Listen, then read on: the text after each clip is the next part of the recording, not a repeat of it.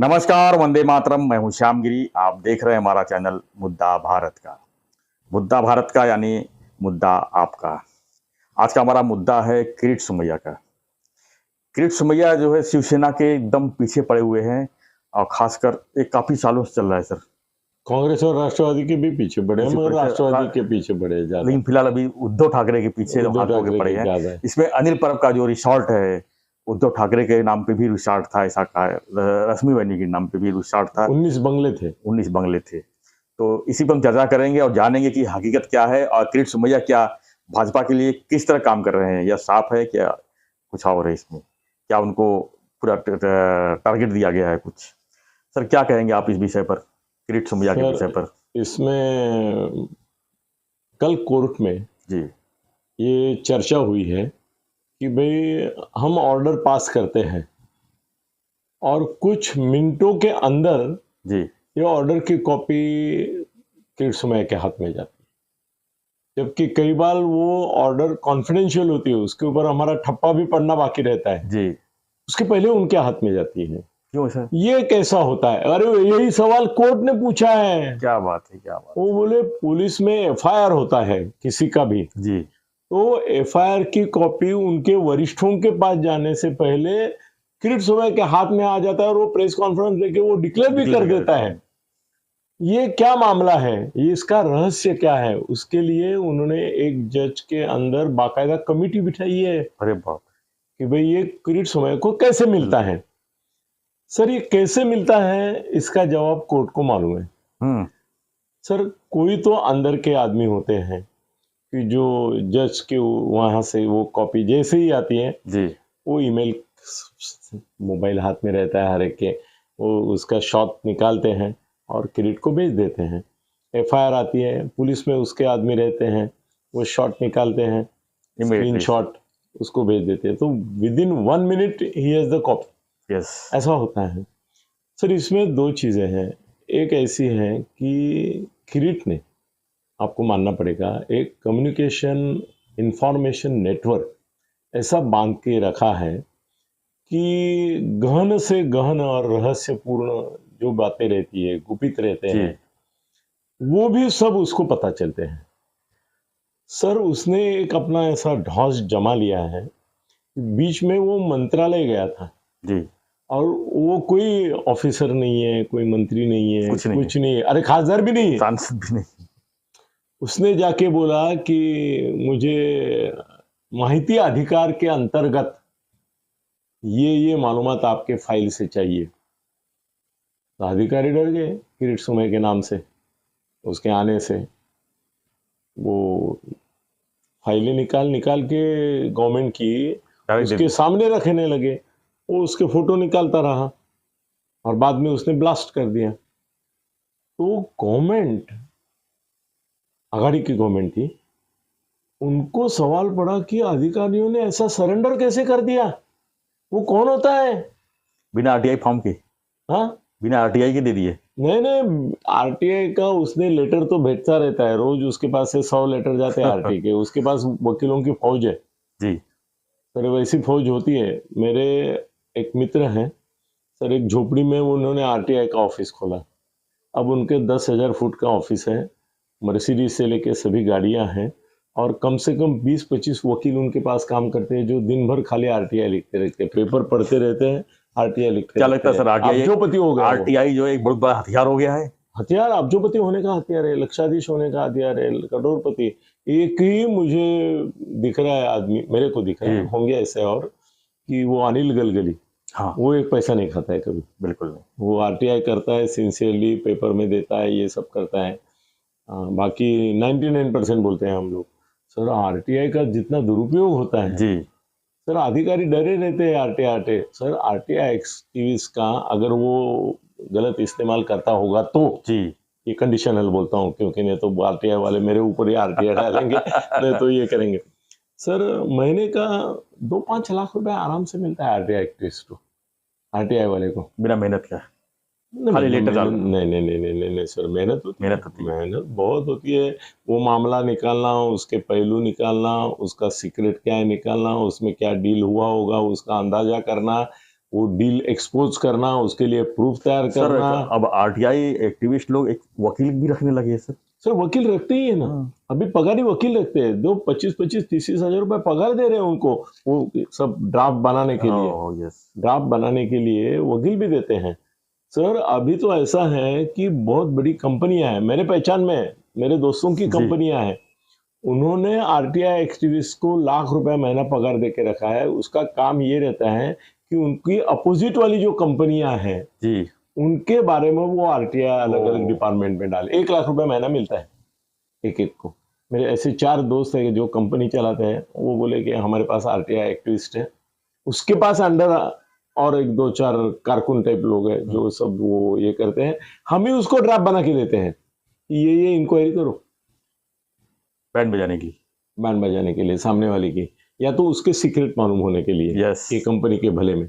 और वो सर चलता है। और वैसे मेरे ख्याल से बम्बई में एक 5-25 करोड़ हर महीने आरटीआई एक्टिविस्ट को मिलता होगा। 50 करोड़ तो कहीं नहीं गया, कुछ कुछ जी, जी, कुछ जी, जी, जी। कुछ कुछ सबको नहीं बोलना पड़ता है सर, वो संविधान की इशारा रहता है, सबको लागू नहीं है, ये कुछ लोगों पे लागू है। तो सर कैसे है ना कि किरीट के पास ऐसी यंत्रणा है। और सर क्या है ना, रावण में गर्भेदी निकला विभीषण करके रावण की लंका गई। जी। सर हर एक ऑफिस में एक गर्भेदी रहता है। एक विभीषण। सर विभीषण बोले तो थोड़ा ऊंचा होता है, जैसे गर्भेदी बोलने तो अच्छा है। सर उसको न किसी के ऊपर ईर्ष्या होती है, जलन होती है, ये साला बहुत पैसा खाता है, उस हिसाब से मेरे को कम मिलता है, तो उसको करोड़ मिलता है, मेरे को लाख मिलता है तो भी जलती है, 1000 मिलता है और लाख रुपए मिलता है तो भी जलती है।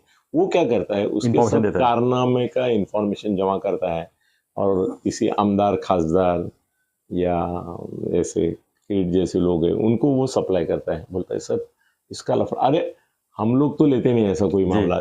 दोस्तों आपने आज तक इतनी बार हमारे वीडियो देखे हैं, हमने कभी किसी का इस तरह से नहीं, नहीं। ये नहीं उठाया। तो मगर सर रोज कम से कम 10 लोगों के फोन आते हैं कि यार ऐसा ऐसा आया, ऐसा अधिकारी है, ऐसा अधिकारी है, उसके ये लफड़े, उसकी जमीनें यहाँ यहाँ है, उसकी प्रॉपर्टीज यहाँ यहाँ है, उसका ऐसा ऐसा सब कच्चा चिट्ठा है, क्या आपको देंगे तो आप टीवी के ऊपर ये बनाएंगे। मैं बोलता नहीं, वो धंधा हम नहीं करते हैं, हम जी। पॉलिटिकल विश्लेषक हैं, पॉलिटिकल विश्लेषण करते हैं, हम ये ऐसा तुम्हारा जैसा ये काम नहीं करते हैं।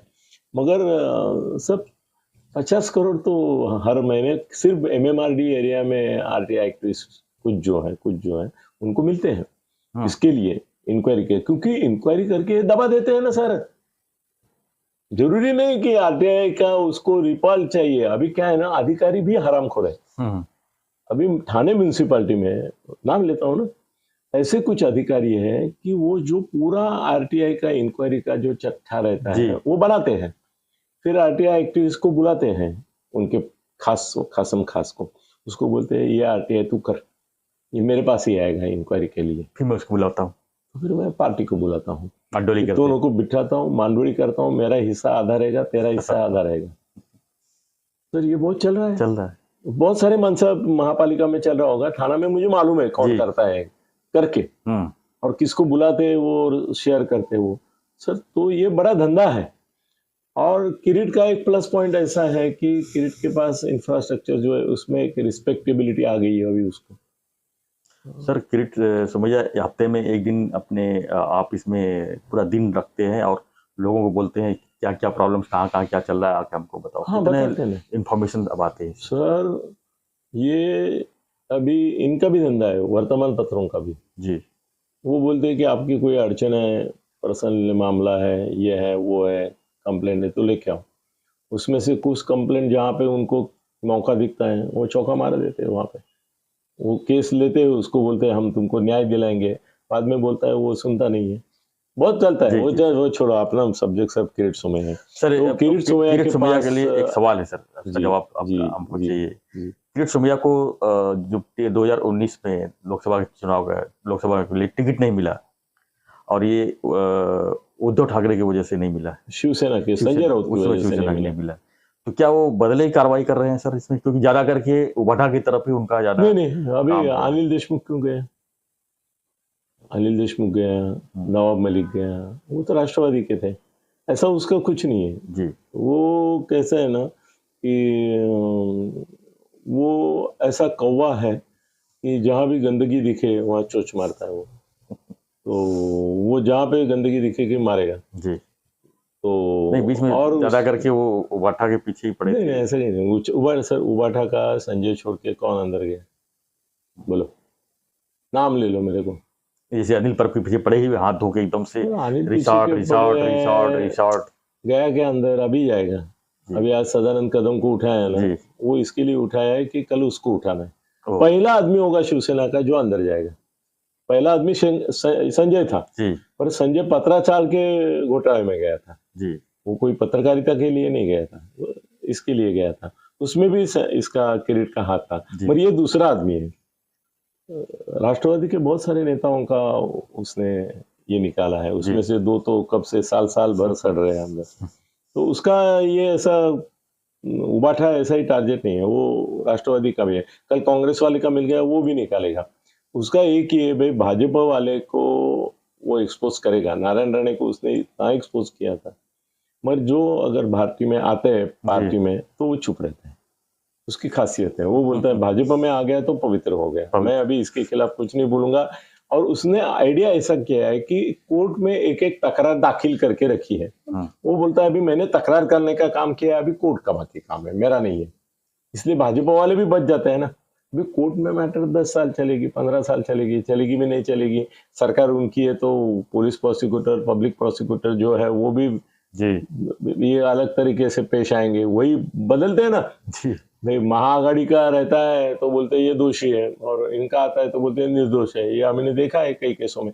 तो वो छोड़ो सर, बीजेपी के लिए प्रॉब्लम क्या होता है अभी, वरदान है कि शाप है कि वरदान। सर कैसे है ना कि ये सबसे दुश्मनी लेता है ना, वो इनको महंगी इस तरह पड़ती है कि जिन लोगों के खिलाफ ये मोर्चा खुलता है वो बाद में बीजेपी में आ जाता है। बीजेपी में आते वो ठीक है, मगर वो कलंकित होके आते हैं ना। तो बीजेपी एक ऐसी पार्टी हो गई है कि जहाँ पे वहां कुछ गैर कारनामे करो, गुनेगार बनो और यहाँ आके पवित्र हो जाओ। और हमारे भी मूर्ख नेता कम नहीं है। एक इनके नेता थे, अध्यक्ष भी थे, वो बोलते थे आमच्याकडे आला की पवित्र होतो, आमच्याकडे आला की पवित्र होतो, आमच्याकडे आला की पवित्र होतो। अरे बेशरम, तुम अध्यक्ष हो पार्टी के और बोलते हो कि गंदा से गंदा आदमी आएगा तो भी हमारे यहाँ आने के बाद गंगा की तरफ पवित्र होता है। हमारे पास वॉशिंग मशीन है, हमारे पास वॉशिंग मशीन है, ऐसा उसने बोला है सर। बोला है, कौन है नाम चाहिए, नाम बता देंगे तो दानवे, ओहो राव साहेब दानवे। उसने बोला हमारे पास वॉशिंग मशीन है, त्याच्यामध्ये कुणालाही टाकलं की तो साफ होऊन येतो। अरे निर्लज्ज, तुम भाजपा को बदनाम कर रहे हो अध्यक्ष होते हुए। ऐसा नहीं बोलना चाहिए। बोलना चाहिए कानून है, न्याय है, न्यायपालिका है, उसमें ये केस दाखिल हुई है, न्यायपालिका जो निर्णय करेगी उसको हम शिराधार्य मानेंगे, ऐसा बोलना चाहिए। तुम वॉशिंग मशीन की बात करते हो। चलो छोड़ो, जाने दो, किरीट की बात करते हैं जी। तो किरीट भी मुंह को हो जाता है। अभी ऐसे है कि अभी वो तुम्हारा संजय राठौड़ जी, वो लड़की का एक ये हो गया, आत्महत्या हो गई या मृत्यु हो गई। हमारे चित्रा ताई ने उसके खिलाफ बहुत ये किया, उसको रिजाइन करना पड़ा, बाद में मंत्री भी बन गया फिर से। तो लोगों ने पूछा ताई को कि ताई आता काय झाले, तो उन्होंने अच्छा जवाब दिया, बुद्धिमत्ता से दिया। वो अभी वो मैटर सबजुडिस है, पुलिस ने उसको क्लीन चिट दे दी है ऑलरेडी। पुलिस ने आघाड़ी के जमाने में वो उसको अभी नहीं मिली है, भाजपा के जमाने में सर आघाड़ी सरकार भी यही करती थी, उन्होंने भी उसको क्लीन चिट दी, तब आघाड़ी की सरकार थी संजय राठौड़ को, इन्होंने नहीं दी है। तो बोलिए अभी कोर्ट में मैटर चलेगा। हाँ ये ठीक है, मगर ये वॉशिंग मशीन की बात गलत है। अब इसका किरीट का तो कैसे है ना कि किरीट शाप इसके लिए है कि उसकी एक दहशत उसने जो पैदा की है वो भाजपा के ऊपर है। वो जो करता है उसमें भुगतने का समय आता है तो भाजपा को भुगतना पड़ता है, मगर वो डांगडुंग डिडांग डिंग डिंग डिंगांगा करके वो विजय का पताका अगर फहराना है तो इसका रहता है, किरीट का रहता है। मतलब यशस्वी होता है वो किरीट होता है और बदनाम होता है वो भाजपा। इसलिए मैं बोला शाप और वरदान दोनों वो बन गया। खासकर किरीट सोमैया को मेरे को लगता है कि बीएमसी चुनाव के मद्देनजर उनको जो बीएमसी के जो घोटाले हैं वो निकालने की पूरी जवाबदारी दी है, ऐसा मुझे लगता सब बीएमसी के घोटाले बताने वाले अपने जो जाधव साहब वगैरह हैं, जो स्टैंडिंग के मेंबर थे, यामिनी उनकी बीबी है, वो अभी शिंदे गुट में है, वो सब सप्लाई कर सकते हैं ना, उसके लिए क्रेडिट की जरूरत नहीं है। और वो महाराष्ट्र तुम्हारा मुंबई महापालिका का जो मामला है ना, वो आशीष शेलार के पास सौंपा है जी। मेरे मालूमात से।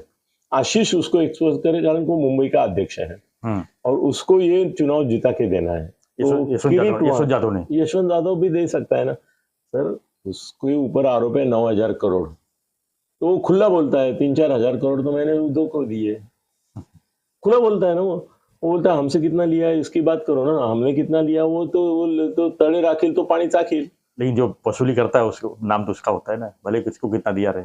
अरे अभी ये इनको आंकड़ा देना चाहिए कि भाई इतना दिया। यशवंत यादव ने दे दिया, बोला 3,000 का 4,000 करोड़ तो मैंने उनको ही दिया, 9,000 करोड़ मैंने खाया, वो ठीक है।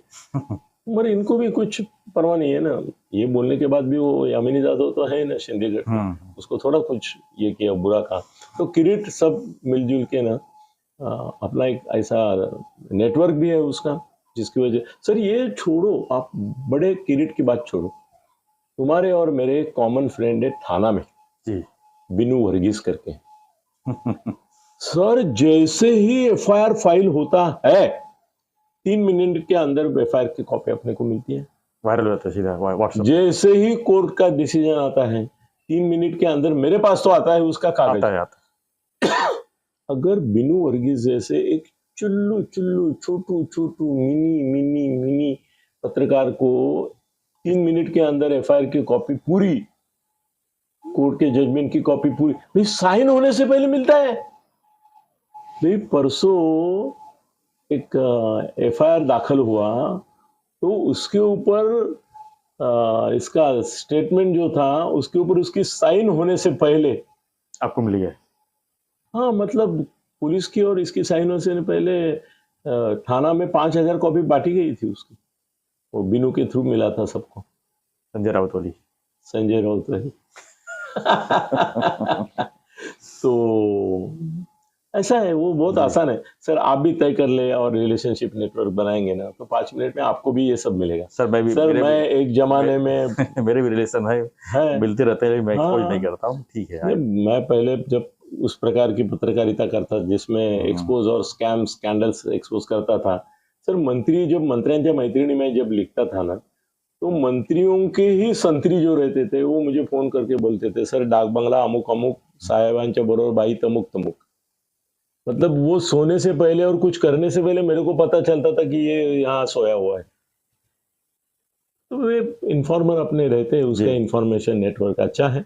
भारतीय जनता पक्ष को वो भारी पड़ता है तब जो आदमी उसने पॉइंट आउट किया है वही अंदर आ जाता है। तो क्या लगता है सर किरीट सोमैया को भविष्य में क्या लगता है फिर से टिकट मिलेगा, ऐसा लगता है इस बार? सर भारतीय जनता पक्ष ना उसको यूज करता है। अच्छा, वो एक हाथी रहता है, उसको शराब पिलाते हैं और टक्कर मारने को छोड़ते हैं किले के दरवाजे पर। वो किले के दरवाजे पर टक्कर मार मार के खुद घायल हो जाता है और दरवाजा तोड़ता है, ये काम है उसका।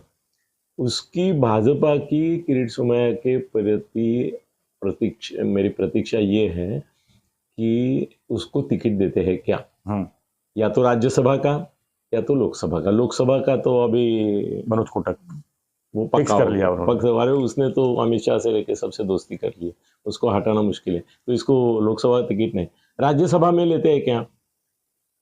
अगर भाजपा इसको राज्यसभा में लेती है तो मैं बोलूंगा कि भाजपा को ये जो भी कर रहा है वो पसंद है। अगर नहीं लिया और ऐसे ही रास्ते पे रख दिया तो इसका मतलब बीजेपी इससे सहमत नहीं है, खाली इस्तेमाल कर रही है। सर सुब्रमण्यम स्वामी को भी राज्यसभा सदस्य बनाया जबकि वो मोदी के खिलाफ बोलता है जी, और इसको मोदी के खिलाफ नहीं बोलता है, ये बोलता है दूसरों के खिलाफ, फिर भी इसको राज्यसभा सदस्य नहीं किया। अभी भी करेंगे ऐसा लगता नहीं है मुझे, देखते हैं। चलो, धन्यवाद सत्य जी। तो हम चर्चा कर रहे थे किरीट सोमैया के बारे में, जो इस समय हाथ धो के जो है विपक्षियों के पीछे पड़े हुए हैं, सबके जो है काले चिट्ठे घोटाले निकाल रहे हैं।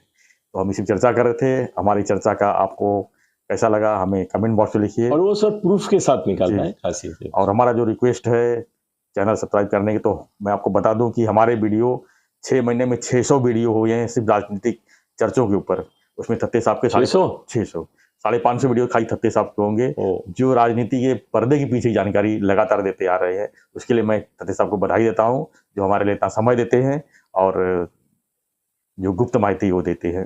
तो आपको हमको हमारा वीडियो लगातार आप देख ही रहे, कैसा लगा हमें कमेंट बॉक्स में लिखिए और बने रहिए हमारे साथ। धन्यवाद। जय हिंद, जय महाराष्ट्र।